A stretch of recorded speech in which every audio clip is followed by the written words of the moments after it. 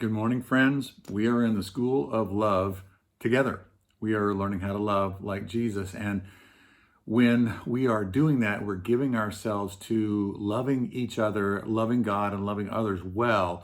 We have put ourselves in the very center of God's will. We've put ourselves in the center of God's potter's wheel, so to speak, of sculpting us to be like his son. And this is a very big deal. So that I want to bring us back to kind of that idea that I talked about a couple of weeks ago on Sunday morning, is that we are, by calling us into love, God has effectively challenged everything about us that doesn't go in his direction.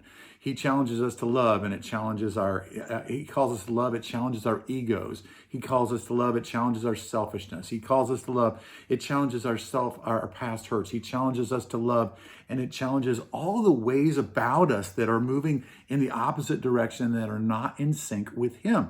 So I love the way that Paul, he summarizes this to his spiritual son Timothy.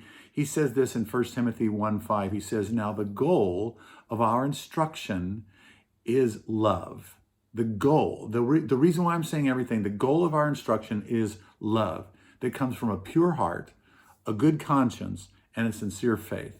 So Paul is saying to us that love is that point. Love is the thing that God is trying to do inside of you and me. And as we pursue love, as we give ourselves to loving others well, that actually, the rest of the stuff is going to sort of take care of itself.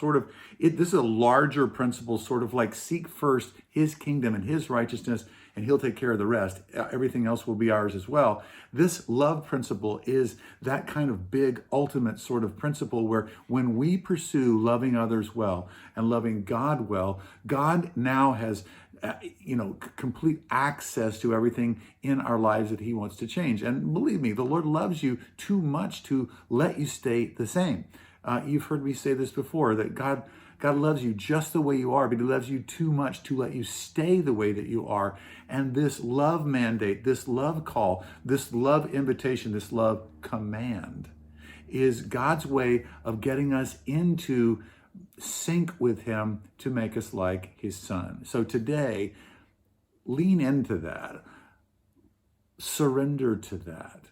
Allow the Lord to start to change the way that you see things and people, see processes and to-do lists and everything, and love begin to be the main thing, the main and the plain thing.